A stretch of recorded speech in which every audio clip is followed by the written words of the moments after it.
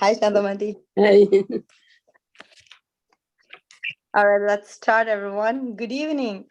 Good evening. And I would like to welcome you all lovely ladies to our first NAMKC Women's Forum, Women's Day celebration. Thank you for taking the time to attend today's session from your busy schedule. Let me start by wishing you all a very happy International Women's Day. Let's acknowledge, support, empower, and represent each other. Let me introduce myself. I am Nimisha Nigel from Chicago and current secretary of NAMKC Women's Forum. It's my honor to welcome you all on behalf of NAMKC and my team, NAMKC Women's Forum, to our International Women's Day celebration. Let's celebrate the power of sisterhood and the incredible bond that brings us together in our community. Okay. So I can still hear some people on the background. Can you all please mute? We get a good shit.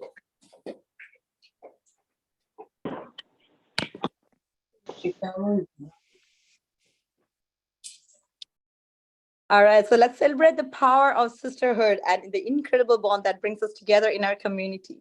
This session is a unique experience we want to offer you all during the Women's History Month.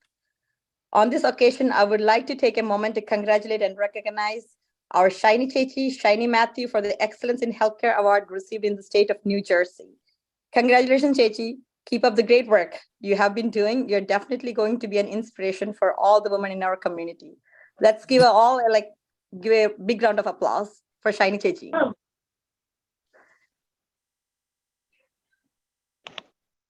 All right, let's kick off our session with a prayer by Jisha Marcos from Florida. Is Jisha on the line? Yes, I can hear you. I can hear you. പ്രാർത്ഥിക്കാം. നമുക്ക് എല്ലാവർക്കും കണ്ണടച്ച് നിശബ്ദരായി ഒരു നിമിഷം ദൈവസന്നിധിയിൽ പ്രാർത്ഥിക്കാം. സ്വർഗസ്ഥനായ ഞങ്ങളുടെ പിതാവേ, ഈ നിമിഷത്തിനായിട്ട് സ്തോത്രം. കർത്താവേ, ഇത്രത്തോളം ഞങ്ങളെ നടത്തി നാഥ, ഈ ദിവസം അവസാനിക്കുമ്പോൾ കർത്താവേ, ഈ സമയത്ത് നാഥ, ഞങ്ങളുടെ എല്ലാം ഭവനത്തിന്റെ മറവിൽ ഇരുന്നുകൊണ്ട് ഞങ്ങൾക്ക് അങ്ങേ സ്തുതിപ്പാൻ കഴിയും. ഈ ഫോണിലൂടെ ആയാലും നാഥ, 2-3 പേർ എന്റെ നാമത്തിൽ എവിടെ കൂടിയാലും അവരുടെ മധ്യ ഞാനുണ്ടെന്ന് വിളിച്ച ദൈവമേ, നിങ്ങളുടെ എല്ലാം മധ്യ അവിടെ നിന്നുണ്ടല്ലോ കർത്താവേ. ചെറിയ കൂട്ടമേ ഭയപ്പെടേണ്ടെന്ന് വിളിച്ച ദൈവമേ, ചെറിയ കൂട്ടത്തിന്റെ നടുവിൽ അവിടെ നിന്നുണ്ടല്ലോ കർത്താവേ. അവിടെ ഞങ്ങളെ അനുഗ്രഹിക്കണ കർത്താവേ. ഈ കൂട്ടുവരവ് കർത്താവ് ഞങ്ങൾക്കത് അനുഗ്രഹപ്രദമായി തീരുവാനുള്ള കൃപ തരണേ കർത്താവ്. എന്റെ കൃപ നിനക്ക് മതി നിലച്ചത് നാഥ. അവിടുത്തെ കൃപ കൊണ്ട് ജീവിക്കുന്നതാണ് നാഥ. നിങ്ങൾക്കൊന്നും കണ്ട് അഹങ്കരിപ്പാനില്ല നാഥ. അവിടുത്തെ നടത്തിപ്പാണെല്ലാം എന്നറിയുന്നു. ഈ നിമിഷവും ഞങ്ങൾക്ക് ശ്വാസമുണ്ടെങ്കിൽ അത് അങ്ങയുടെ ദയവാകുന്നു എന്ന് ഞങ്ങൾ അറിയുന്ന നാഥ, തിരിച്ചറിയുന്നു നാഥ. ഞങ്ങളെ ഓരോരുത്തരും അവിടുത്തെ കരങ്ങളിൽ ഏൽപ്പിക്കുന്നു നാഥ. നിങ്ങളുടെ കുടുംബങ്ങളെ എന്റെ ദൈവമേ, ഞങ്ങളെ എല്ലാവരും അനുഗ്രഹിക്കണം കർത്താവ്. നിങ്ങളുടെ സഭയെ കർത്താവ്, നിങ്ങളുടെ എല്ലാ മേൽപ്പെട്ടക്കാരെയും നിങ്ങളുടെ പട്ടക്കാരെയും അവരുടെ എല്ലാം കുടുംബങ്ങളെ കർത്താവ്, നിങ്ങളുടെ ശുശ്രൂഷകരെ, ഞങ്ങളുടെ കന്യാസ്ത്രീകളെ, അങ്ങനെ ഞങ്ങളുടെ രോഗികളെ, ഞങ്ങളുടെ സഭയിലുള്ള രോഗികളുണ്ട് കർത്താവെ, വൃദ്ധരുണ്ട് നാഥ, വാങ്ങിപ്പോയവരുണ്ട് നാഥ. എല്ലാവരെയും നാഥ ഈ കൂട്ടത്തിൽ ദൈവമേ പലവിധ പ്രശ്നങ്ങളാൽ വലയുന്നവരുണ്ട് കർത്താവെ. എല്ലാവരും പാതപെടുത്തി ഏൽപ്പിക്കുന്നു. ഞങ്ങൾക്ക് ഇത് സാധ്യമായത് ഞങ്ങൾ അന്ന് സ്തുതിക്കുന്നു നാഥ. ഇത് അനുഗ്രഹപ്രദമാകുവാനുള്ള കൃപ നിങ്ങളുടെയും യാചിക്കുന്നു. അപ്പോൾ ഞങ്ങളുടെ മെസ്സേജ് കേൾക്കാൻ പോകുന്ന ശാന്തമ്മയായിട്ട് മഞ്ജുവിനെയും തൃപ്പാദപീഠത്തിൽ ഏൽപ്പിക്കുന്നു നാഥ. ഇവർ പറയുന്ന വാക്കുകൾ നാഥ, നല്ല നിലത്ത് വീണ വിത്തുകൾ പോലെ ഞങ്ങൾക്ക് 100-200 മേനി വിളയുവാൻ നാഥ. അത് പ്രാവുകളെ പോലെ നിഷ്കളങ്കരായിരുന്നു കേൾക്കുവാനുള്ള കൃപ ഞങ്ങൾക്ക് തരണം. കൃപ ലഭിച്ച മനുഷ്യൻ ഭാഗ്യവാനാവുന്നല്ലോ. മനോമോഹത്വം അവിടെ നിർത്തോളണേ. എല്ലാം തൃപ്പാദപീഠത്തിൽ ഏൽപ്പിച്ചിരുന്നു.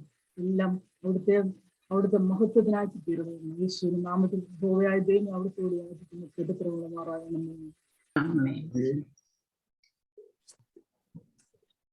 Thank you, Jisha. Now, allow me to please introduce the guest speakers for tonight, our own Santhamma Thomas, and Manju Philip. I would like to extend my gratitude to both our speakers for graciously agreeing to address the women in our community. I would like to give a special shout out to Manju for being so kind and obliging with our last minute request. So let me welcome our first speaker for tonight, Santhamma Thomas Vazhayil. She's the wife of Father Thomas Vazhayil, a mother of 3 kids and a grandmother of 7.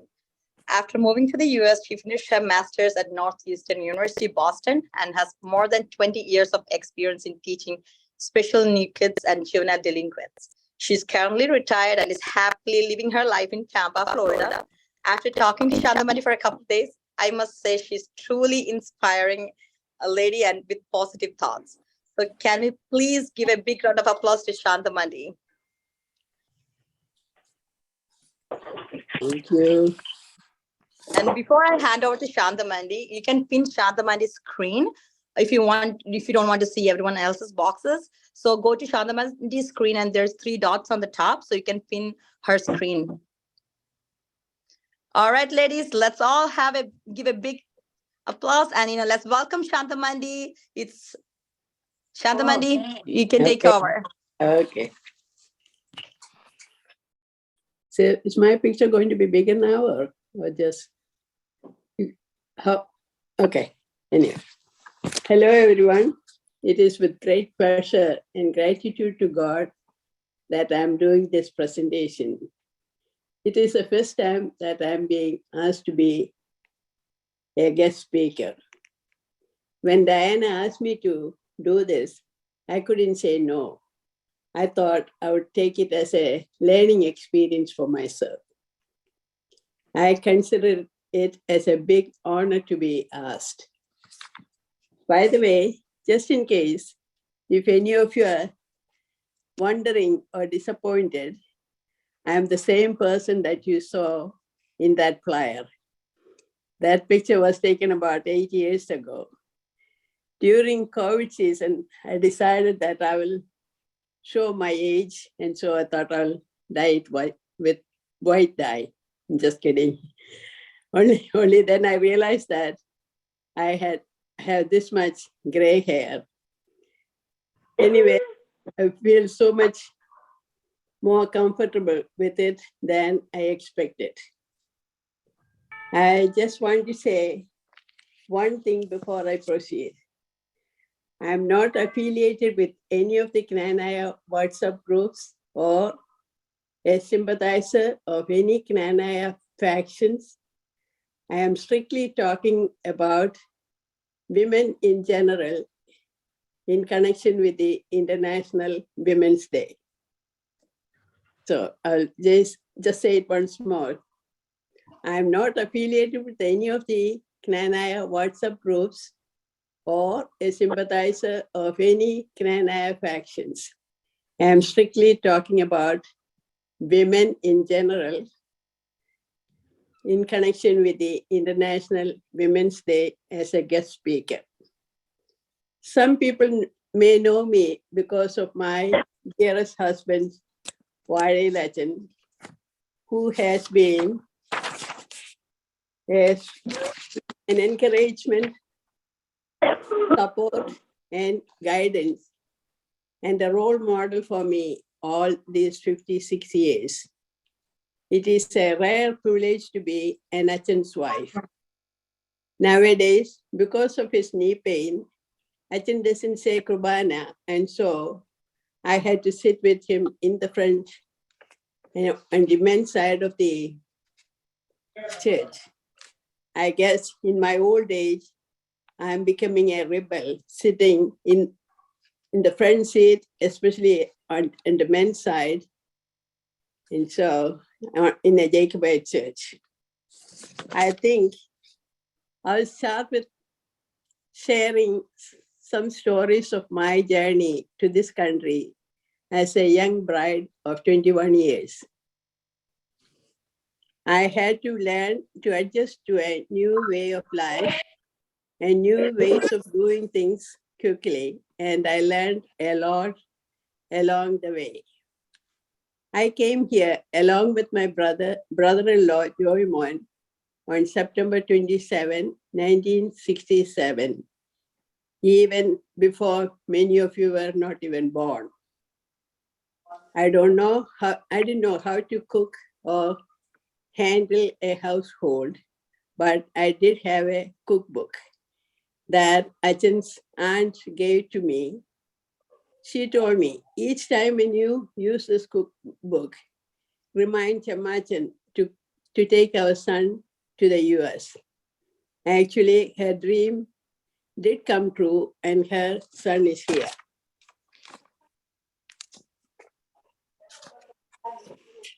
My cooking was terrible at first.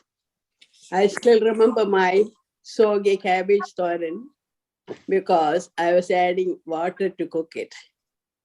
Finally, I asked a Malayali friend of mine and found out that there was no need to add water.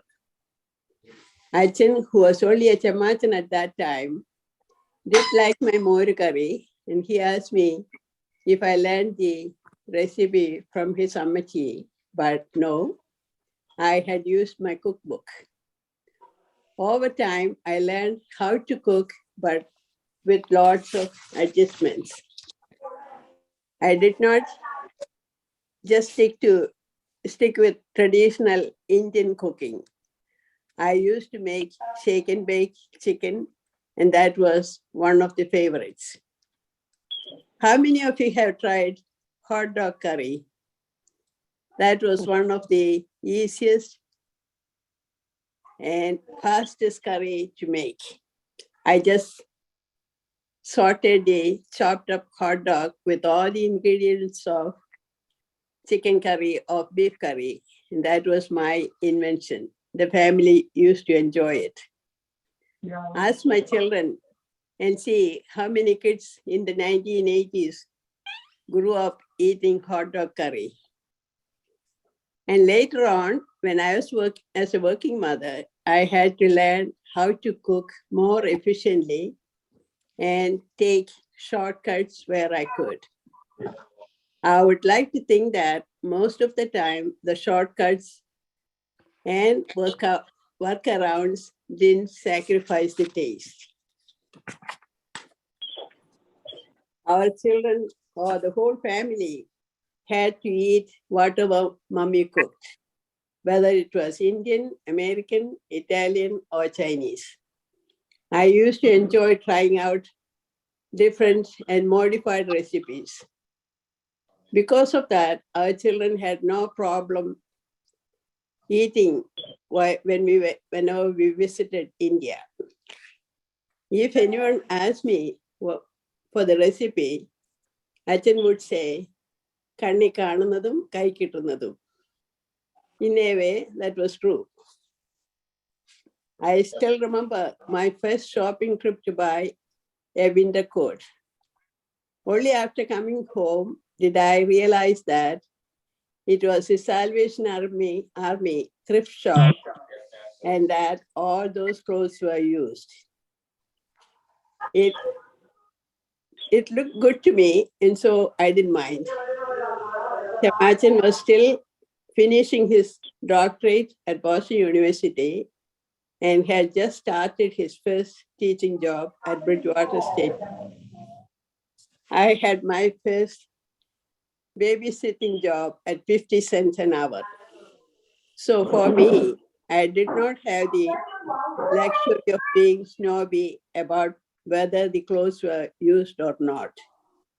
Later on, I learned to buy coats on clearance sale and have them ready when family members came from India and needed a coat to wear. Sometimes during his sermons, Achan used to say, "My new wife with her used jacket." So when Chamachan used to go to college during the day, I used to get phone calls talking to me in English. I couldn't understand a word they were saying. I used to cry and saying, "How will I survive in this country if I can't understand what they are saying?" Thank God that problem did not last long. With time, I was able to get used to the accents and learn to communicate. Nowadays, I tell this story to newcomers, and for some of them, it is comforting that there's a light at the end of the tunnel. I went from not being able to understand to correcting my high school students' essays. My first Thanksgiving was with an American family. I noticed that there were 2 forks, 2 spoons, and a knife at each dinner plate. I had no idea why there were 2 forks. So I took turns using the big fork and then the small fork. When they were clearing the dinner plate before dessert, it was noticed that I had used both forks, and so they had to give me a new fork for dessert. I was so embarrassed. Soon after coming to Boston, I had to work on my promise that I made to my father and my father-in-law that I will finish my master's program here.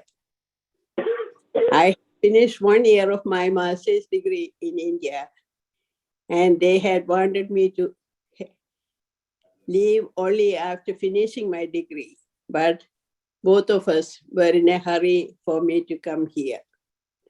To get into the master's degree program, I had to write the GRE, or the Graduate Record Exam. I had no idea how I did it, but anyway, I got admission into Northeastern University and completed my master's degree in about 3 years, doing part-time. All those school days, I was sari. Soon after finishing master's, I got a teaching job at a high school, and every day I went to school wearing saris. It was a Catholic school, and so the nuns were impressed with my saris. I wore saris until after my son was born in 1971. Saris were my maternity clothes also. I didn't even think about wearing pants until one day I tried my sister-in-law's pants and realized how comfortable it was. From then on, I started using pants.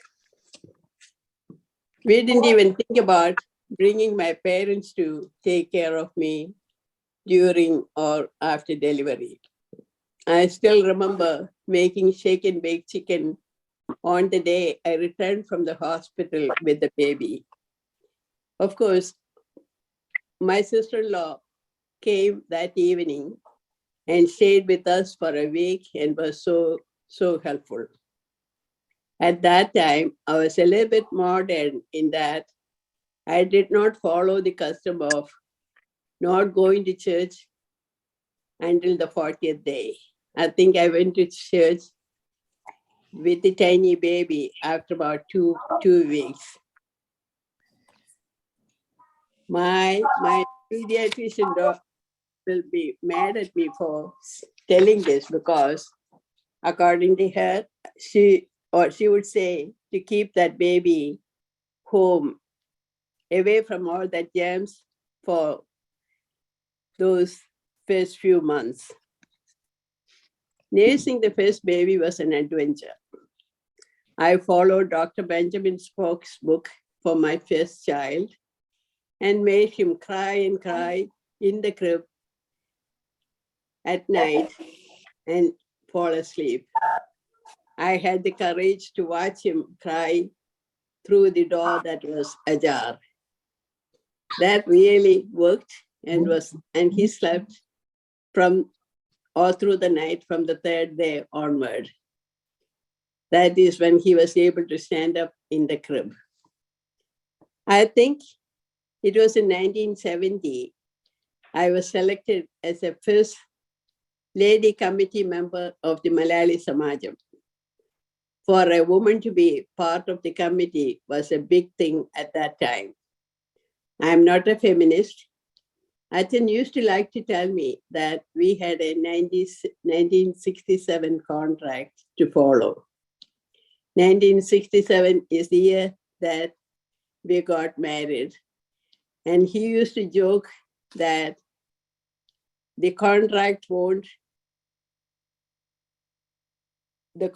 wasn't going to change with the times, but really, I think he was able to adjust quite a bit with times, and he has come a long way. I was lucky enough to be able to stay home and take care of the children until my daughter started going to school. I always tell young mothers that if you can afford it, take some time to stay home with your children. It is a big investment, and you will never get to enjoy those young years later. But if you can't stay home, that is okay. But make sure that the time that you get with your children is quality time. I never regretted staying home with the children and reading books, taking them for story hours at the library, etc. Children who are ready to become early readers. I'm not sure nowadays with the modern technology, I don't know how much importance is being given to that. Now that I'm on the other side of the parenting journey and watching my grandchildren grow up, I realize that as women, we have a very important role to play in the family and in society. Never underestimate the God-given abilities that we have and use them to the fullest.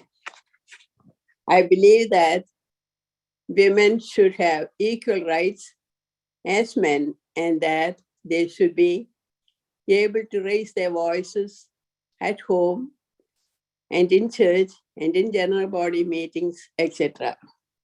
Of course, we should recognize that men will have their own ego, and so we should respect that and work around it so that there will be harmony in the family and in the community. I always tell newlywed couples, never go to bed angry. Say sorry to each other before you go to bed, so the next day will be a fresh new day. I still remember times when I felt that I didn't do anything wrong, and I still used to say sorry. And so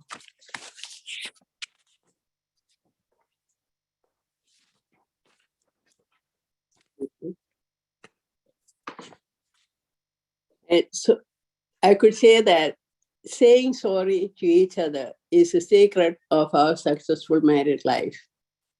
The other secrets are to accept and respect each other, embrace the goodness in each other, and pray for each other. The family that prays together stays together. And whenever you get a chance, try to eat together also. By the grace of God, we had that luxury, except when Achan had to teach evening classes once a week. The hand that rocks the cradle rules the world is a poem by William Rose Wallace. That proverb celebrates the role of a mother in defining and nurturing the child, and that shows that women are the most defining factor that can bring change in society.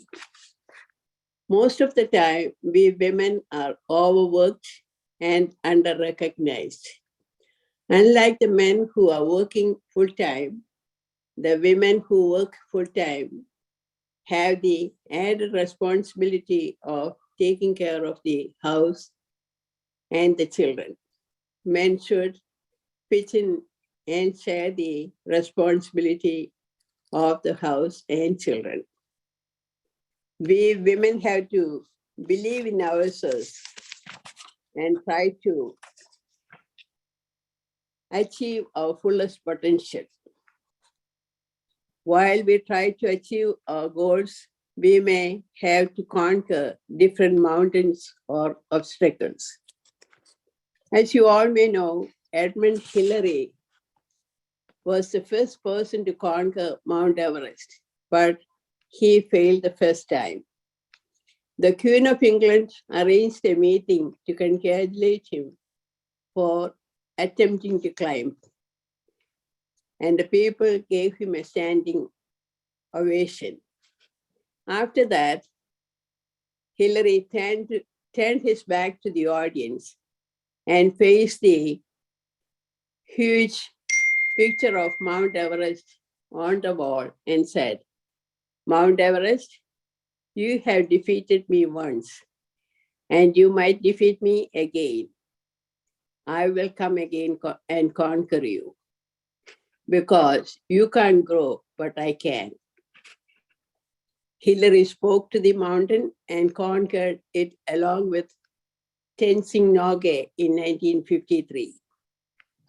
Hillary did not conquer Everest in a day or a few months.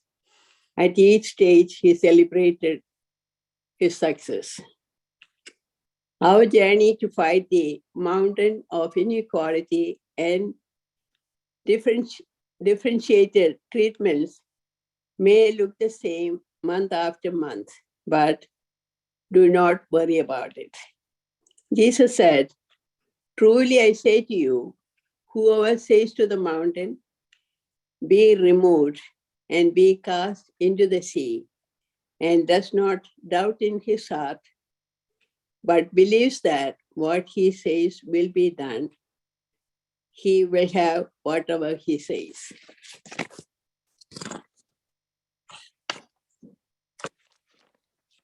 Jesus is talking about mountains to represent our problems.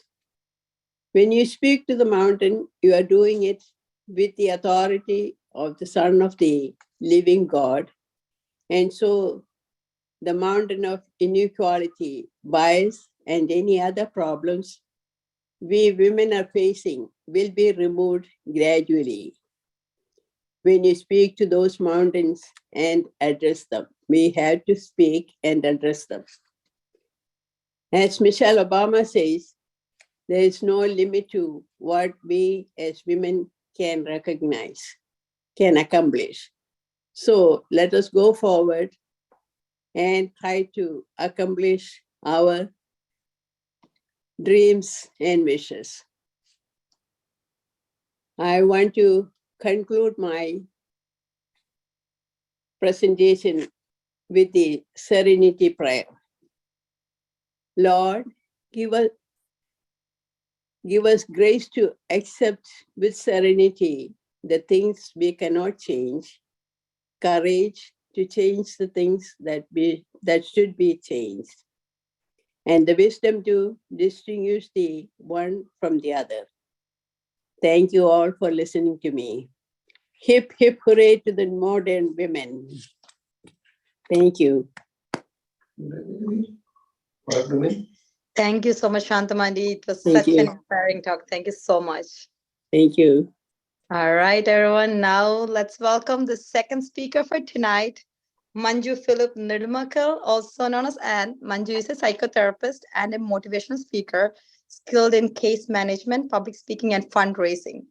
Manju works at the psychiatry department in Pennsylvania, University of Pennsylvania. Manju has more than 8 years of experience in hospice and palliative care. She's a phenomenal mental health therapist. She's beloved wife of Rob Nedumakel and blessed with 2 amazing little boys. She's currently residing in Pennsylvania. Welcoming you, Manju Philip, to the second part of today's session. You may please take over, Manju. Thank you so much. Like Namita said that I am Manju. And I just wanted to, before I move on, I wanted to just say it's not fair that I have to go after Santhamma because she sounds like an amazing speaker. And she had me definitely captured from start to finish. And I also realized that it's Dr. Priya's mom. So you definitely did do some good. She was my pediatrician for my kids in Pennsylvania. It's just so funny how the world is so small. She moved back to Boston, and her patients are still upset that she moved back to Boston. So my kids still ask about Dr. Priya when we go to the pediatrician's office. So not for nothing, you did gift us with Dr. Priya for a little while. So thank you for that. That's good to hear. Thank you. Yeah, and Andy, hot dog curry is also actually something that my dad made. I guess all the cool people made that. Hot dogs were like $3 a packet, and we are 4 kids, 3 boys with unimaginable appetite as they grow, and then me. I barely ate anything, but hot dog curry, I think only the coolest people make hot dog curry. So I'm really, this is the first time I'm meeting another person who made hot dog curry, and I feel like I have a connection with you already. That's good. Okay, so I'm going to just introduce myself. My name is Manju. I'm working currently as a therapist for Jefferson University. Actually, I used to work for Pennsylvania University very briefly, almost a year and a half, doing therapy there. Currently, I work as a behavioral health consultant for primary care doctor's office, and I also have my private practice. Like I mentioned, I live in Pennsylvania. I'm going to share my screen if the host can just give me permission to do so. And then just so everybody knows, I might not be as prepared as our previous speaker because I was asked for this yesterday. And the only reason I pretty much said okay is because of Milan Jedi, and Namita Chechi, he has known me, Milan Jedi and his sister Mira Urumbeta, now I'm married to my cousin. They have known me since I was in my petticoat days. So that's the only reason I said yes. So thank you for having me. I feel very honored being here.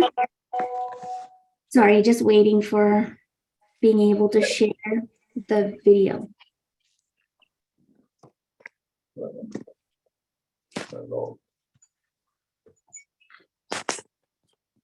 Nimisha, video. I just need. I'm trying to turn it on. Give me 1 second, Manju. I'm trying to do it. Just.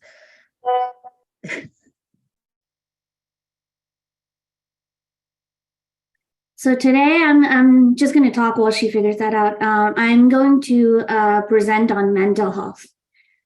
This topic in our community. So I'm from the Catholic. I'm Catholic. Knanai Catholic from Philadelphia, married to a Knanai Catholic. So I'm still affiliated with the Knanai Catholic Church here. I'm the current Women's Forum president here. So this just came up at a really good year because the National Women's Forum for Catholic Society now is deeming this year for mental health. So this has been a reoccurring theme, and luckily I work with this every day, so I have maybe a foot advantage in this.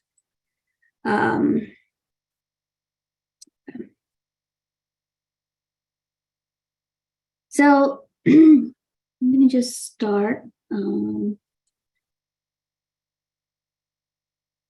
So I'm going to talk about mental health. How many people here, just a show of hands if you can, know about somebody who has diabetes? Most people do, right? Yeah. So, but how many people here know of people that are diagnosed with depression or anxiety?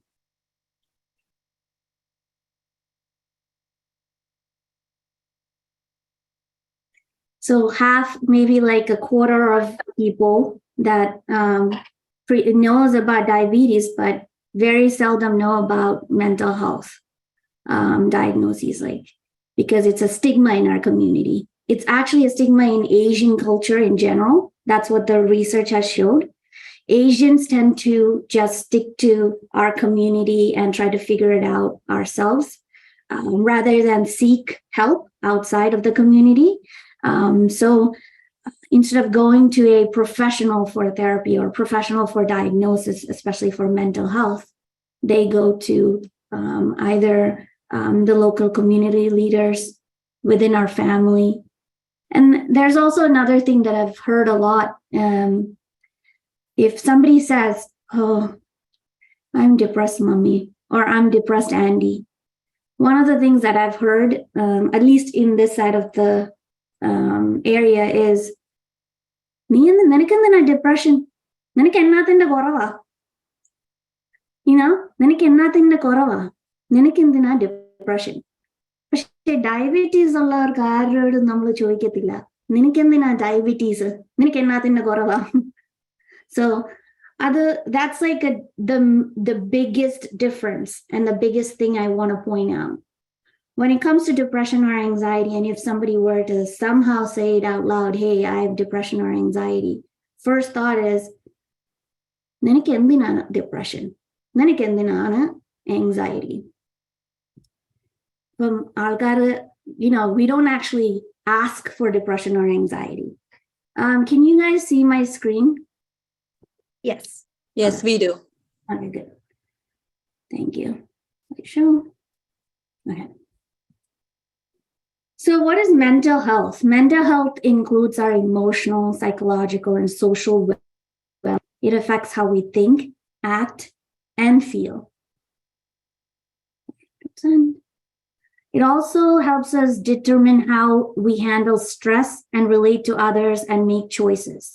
So for example, if I'm physically fit and I'm saying I'm physically healthy and the physical health of my love, I might be able to run a couple of miles and I might still be able to come home and cook chorangarim and take care of the kids, give them a bath, do the laundry, wash the dishes, mop the floors, because I'm physically fit. It's the same thing when it comes to mental health. If you are mentally fit, so there's mental illness and mental health. Mental health means you are taking care of yourself and you are able to be emotionally, psychologically, and socially well. Mental health is important at every stage, from childhood to adolescence. And if some people realize this, but a lot of people don't, there's obviously a connection between your mind and your body.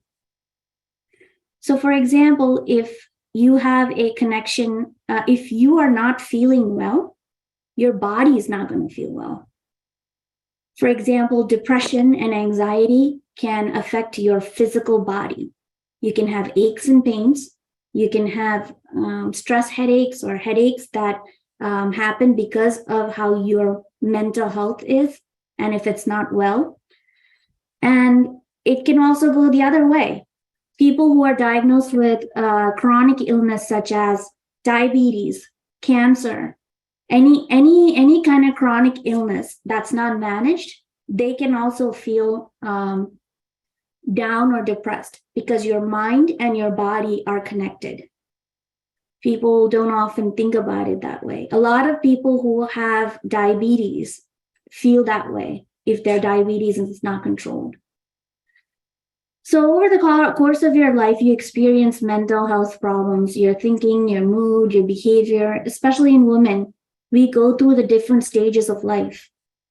In our teenage years, we get our period. There's a huge emotional, there's a huge hormonal change, physical change and hormonal change. Then in our, when we give birth, there's a huge change in our hormones. And also when we go through menopause, there's a huge change in our hormones. But this also happens to be the important parts of our life where there's changes and how it can go either way. So what are some of the factors that influence our mental health? Biological factors are genes and brain chemistry. Life experiences such as trauma or abuse. Family history of mental health problems. I know for in our community, in our Catholic community, at least, I can say for a fact, we have a huge substance abuse problem. And most of the time, it can be because of family history and genes. And there's a substance, there's an addictive gene, and that's why you do that. So a lot of times, for example, in my family, there is a substance or addiction related issues. So it is my responsibility to make sure I educate myself in terms of gambling, and I educate my children or anybody I can. Gambling, because it's also part of addiction. Substance use, substance abuse. Some people say, oh, I only drink on the weekends. Okay, so how many drinks do you have? Oh, it depends. Sometimes I have 12 drinks, 14 drinks, 6 drinks a night, just Saturday and Sunday. Or sometimes I have 1 or 2. So in the national average for a woman is 10 drinks or more is considered alcohol abuse. And 14 drinks is what it is for a man, because we process alcohol differently in our system as well. So just keeping in mind, a lot of the culture now and the mainstream society has things of like, oh, after work, I just have a couple of drinks. I actually had a friend of mine who was drinking 3 or 4 glasses of wine because she had a few children and it's a newborn and she's going through stress and she's staying at home and she's being a mom. And mainstream society, it's okay to have a 3 glasses of wine or 4 glasses of wine before she goes to bed. So I actually had a talk with her and I said, hey, did you know that 10 drinks or more is considered alcohol abuse? And she was like blown, because that is not information that she had or she thought of, because she thought a glass of wine was just a glass of wine. It's not a drink. Glass of wine is not a drink, but it is. It is a drink. How does depression affect our body? Depression can be physically seen in a person's body. So there's an assessment called a PHQ-9, which is assessed by usually therapists or physicians when they go to see a doctor or a therapist. They use something called the PHQ-9, which assess your eating, your sleeping, your irritability, your feeling hopelessness. Are you hearing voices? These are all things that we assess to see if you're depressed. So depression is not just like feeling down one day. That's not it. Sometimes people get insomnia. Sometimes people have headaches. Sometimes they have fatigue, chronic pain. So this is a presentation I did at my church last week, and a psychiatrist presented with me.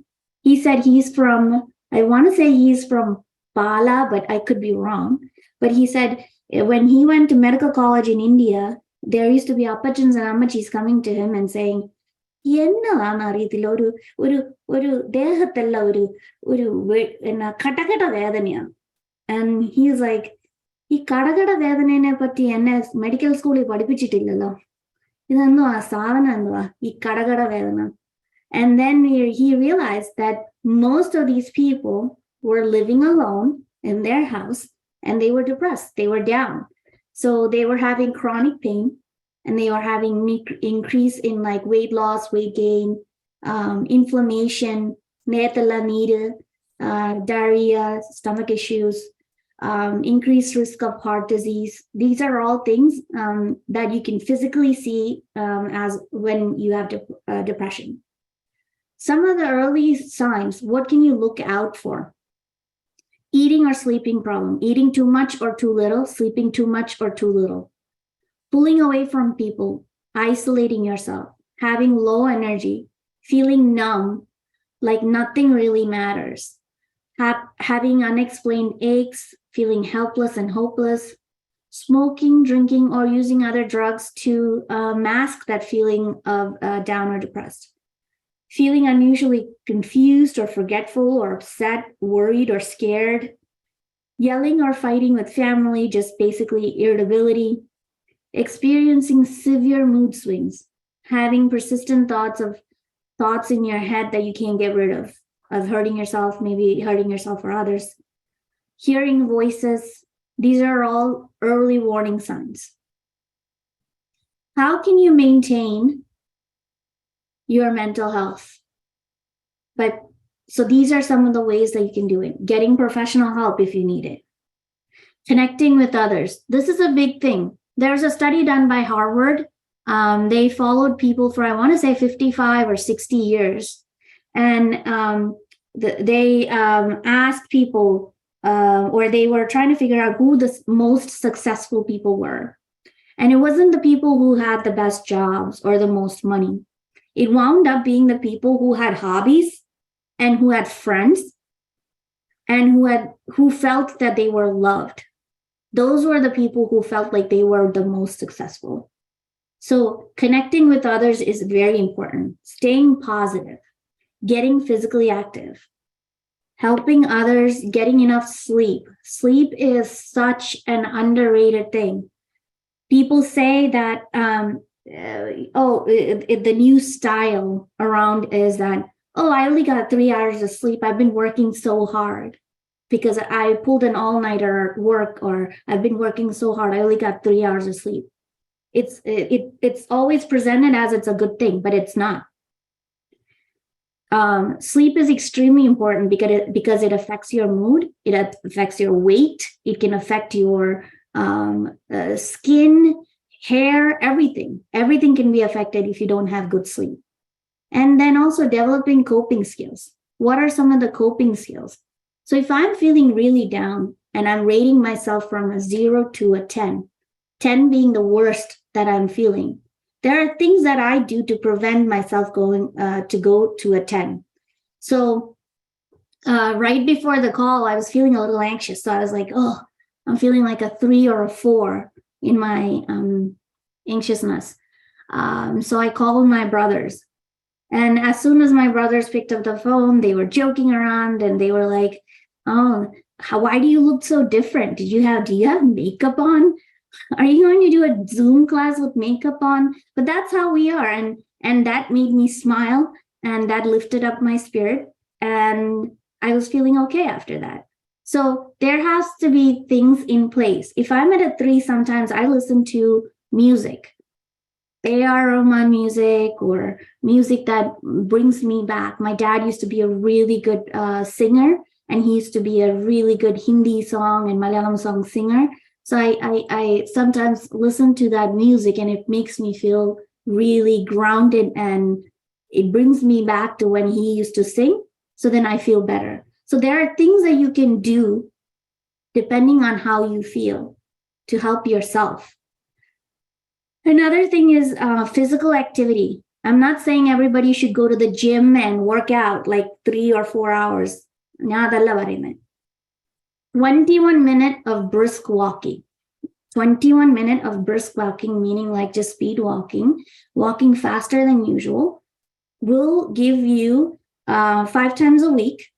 So 21 minutes of brisk walking 5 times a week will improve your mood, because it will produce the good hormones like the serotonin, and the dopamine levels will go up, and the cortisol level, which is our stress hormone, will lower, thereby helping us improve our mood, which is the least used thing in America is exercise. I know ഞാൻ ഇവിടെ നിന്ന് പറയുന്നുണ്ട് exercise ചെയ്യണം, ഓടണം, നടക്കണം ഒക്കെ, പക്ഷേ it's hard, and but once you do it, once you get into the rhythm of it, I have about 7 or 8 everybody over 70 years old female patients that I've been tracking since COVID started that did not walk at all. And I'm not saying running, I'm just saying walking. They did not walk at all, but now they're all walking every single day, and they say if they don't walk, they don't feel good. So not only is it good for your physical body, it is also good for your mental health, because you're producing all the feel-good hormones in your body within yourself. That's the least used free. Everybody likes a free thing. free activity. Connecting with others also is really good. Just calling your friends, joking around, connecting, playing cards. These are things that will help improve our mood. Now I'd like to talk about some myths. Mental health myths.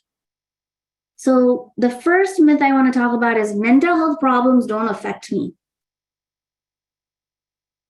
Oh, എൻ്റെ വീട്ടിൽ ആർക്കും mental health problems ഒന്നുമില്ല. എൻ്റെ വീട്ടിലും ഇല്ല, എൻ്റെ നാട്ടിലും ഇല്ല. That's a lie. Even in America, 1 in 5 American adults experience a mental health issue. 1 in 6 young people experience major depressive disorder or episode. And 1 in 20 Americans lived with a serious mental illness, such as schizophrenia, bipolar disorder, or major depression. Suicide is a leading cause of death in the United States. Let me just read that again. Suicide is a leading cause of death in the United States. It's the second most common thing in people ages 10 to 24. Imagine 10 to 24-year-olds, if they could just get help, it's the second leading cause of that age group. These are people who are in middle school, high school, and college. Some of the most important ages, the insight and judgment is very poor or low. People are impressionable around that age. So just keep in mind, if your kids can't come talk to you, who are they going to talk to? So if one of our children comes and says, Mommy, I'm feeling depressed or down, the answer shouldn't be, Nanikku ennathina depression, Nanikku ennathinte korava. ഞങ്ങൾക്കായിരുന്നു depression വേണ്ടത്. ഞങ്ങൾ വന്നപ്പോ എന്തൊക്കെ കഷ്ടങ്ങൾ സംഭവിച്ചു. So, sorry, somebody. Is it time? The second myth is children don't experience mental health problems. So the fact of the matter is, even very young children may show early signs of mental health concerns. So half of all mental health disorders show first signs before a person turns 14. And the mental health disorders begin before age 24. Unfortunately, only half of the children and adolescents will be diagnosable mental health problems treatments. Every mental health support can help children before they interfere with their developmental needs. Just going to.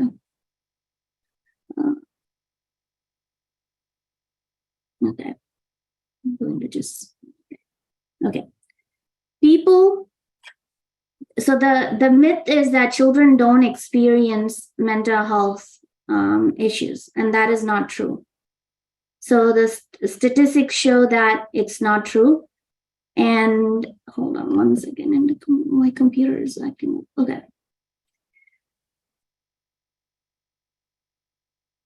Okay. All right.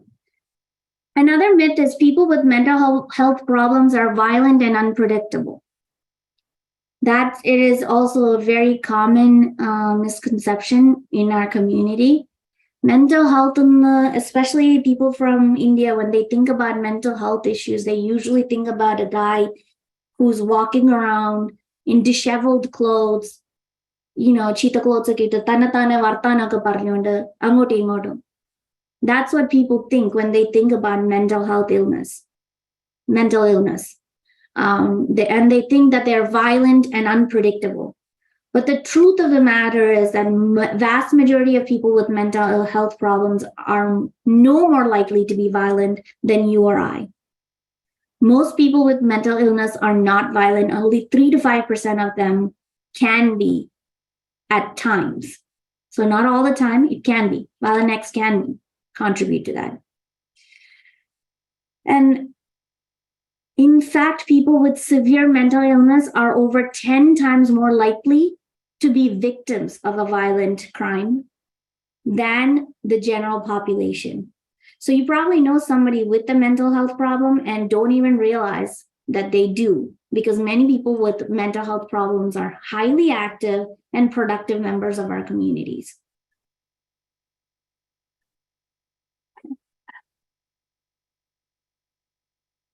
Oh, all right. Another myth is people with mental health needs, even those who are managing their mental health needs, cannot tolerate the stress of holding down a job. This is a myth. This is not true. People with mental health problems are just as productive. When employees with mental health problems receive effective treatment, it can result in lower total medical cost, increased productivity, lower absenteeism, and decreased disability cost.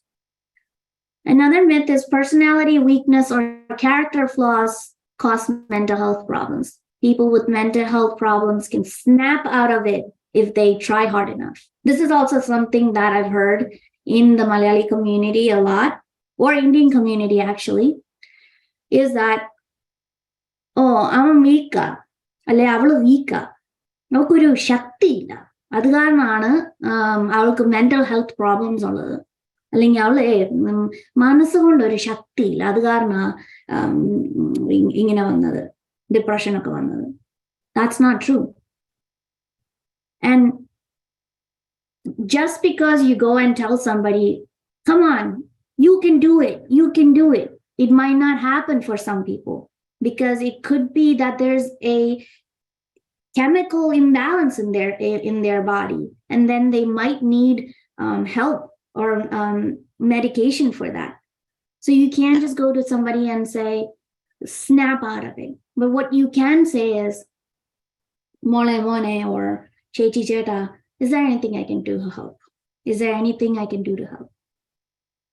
And not make them a butt of the jokes. Like one of the most annoying thing is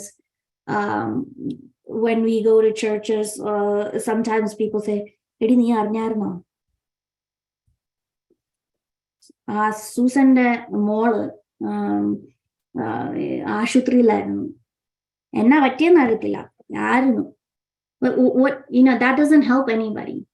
But what you can do is go to the Susan and be like, is there anything I can help you with? I heard there's some things going on. Please let me know. I'm praying for you. That would be so much more appreciated than this person hearing somebody else talk about them. Mental health problems have nothing to do with being lazy or weak, and many people need help to get better. Many factors contribute to mental health problems, including biological, genes, physical illness, injury, traumatic brain injury. This can affect your ability to feel a certain way. There can be brain chemistry changes, life experience, trauma, history of abuse, family history of mental health problems. People with mental health problems can get better and can recover completely. Another theory or myth is that therapy and self-help are a waste of time. Why bother when you can just take a pill? For some people, therapy works because they listen and they do the things that they are asked to, and they are fully vested and they are going in with an open mind. Then for some people, medication works. But then there's another group of people where therapy along with medication work together, and that works for them. Another myth is there's no hope for people with mental health problems. Once a friend or family member develops mental health problems, he or she will never recover. That is not true. Studies show that people with problems get better and can recover completely. Recovery refers to the process where people are able to live, work, learn, and participate fully in community. There are more treatment services and community supports than ever before now. And there's also suicide hotlines, suicide text message lines. These are things that I personally, I'm a CCD teacher, so I give it to the kids that I teach, because I don't know what's happening in their life. But at least if they have this number, they can text or they can call. And that can be helpful. And studies have also showed that if you have a good, healthy, supporting community, if you have a good support system, you can recover from anything, physical or mental illness for the most part. Another myth is I can't do anything for a person with a mental health problem. This is not true, obviously, because we just talked about this. Friends and loved ones can make a big difference. In 2020, only 20% of adults received any mental health treatment in that year, which included 10% who received counseling or therapy from a professional. Friends and family can be important influence to help someone get the treatment and services that need. Reaching out and letting them know things that you can do. Reaching out and letting them that you're thinking about them, you're available for help. Whatever you're capable of. I'm not saying leave everything that you have to do and go help somebody, but letting people know, hey, I'm thinking about you. I'm praying for you. That is better than nothing. Helping them access mental health services. If you have the knowledge for the number or anything like that, how can you help people get connected to mental health services? Learning and sharing the facts about mental health, especially if you hear something that isn't true. How can you help educate people? Treating people with respect, just as you would anyone else. So not treating somebody who has, that you know of, depression, anxiety, stress, adjustment disorder, schizophrenia, bipolar disorder, eating disorder. These are a substance abuse disorder. Not treating them different, treating them just as you would anyone else. Refusing to define them by their diagnosis or labeling them crazy. Instead, using person first language. So, prevention, another myth is prevention doesn't work. It is impossible to prevent mental illness. Actually, that's not true. Prevention of mental, emotional, and behavior disorders focus on addressing and reducing exposure to trauma. It can affect the chances that children, youth, and young adults later develop any mental health problems. Promoting the social, emotional well-being of children and youth. What can you do? When you promote the social, emotional, and well-being of children and youth, it can lead to higher overall productivity, better educational outcomes, lower crime rates, stronger economies, lower healthcare costs, improved quality of life, increased lifespan, and improved family life. So if for nothing, if we haven't received anything from this presentation, I would like for us to just write down this number. The number is 988. This is the new suicide and crisis lifeline. You can call or text or chat if there are any younger kids in here and they do feel low, down, depressed, and for some reason they are thinking of taking their own life or harming themselves or somebody else. Please remember, you can just text 988 or call 988. There's also a chat 988lifeline.org. You can chat there. These are some of the resources that are available nationwide. So it's not specific to an area. It's a national line that is available. And remember to empower each other, love each other. Also love yourself. One of the commandments that we have is love your neighbors as yourself. Remember, if you wouldn't tell somebody else something bad, don't say it to yourself either. One of the things in my house that I definitely tried to do, we're not perfect, is call names. We do not call each other stupid, idiot, or any of those. Because I wouldn't do that to somebody else. So I will not do that to myself. So self-care is important. Being able to care for yourself, taking the time, taking the mental break as a woman to just sit there for a second and breathe. Taking a diaphragmatic breath to help calm yourself down. is important. Taking a break is important. Self-care. So if you wouldn't do that to somebody else, don't do or say to yourself. If you guys have any questions, I'm available now. And that's the end of my presentation. Thank you, Manju. It was indeed a great oration. We had an enlightening session, and hoping your talk and Santhamma's talk helped us women refine ourselves mentally and spiritually. Thank you again, Santhamma and Manju. Can you all hear me? Thank you. All right. Yes. Thank you all for joining today. So please take a moment to appreciate the woman in you and break away from the stereotypes of expectation, sacrifice, and idealization. So let's empower each other. And if anyone have any questions, you may please ask now.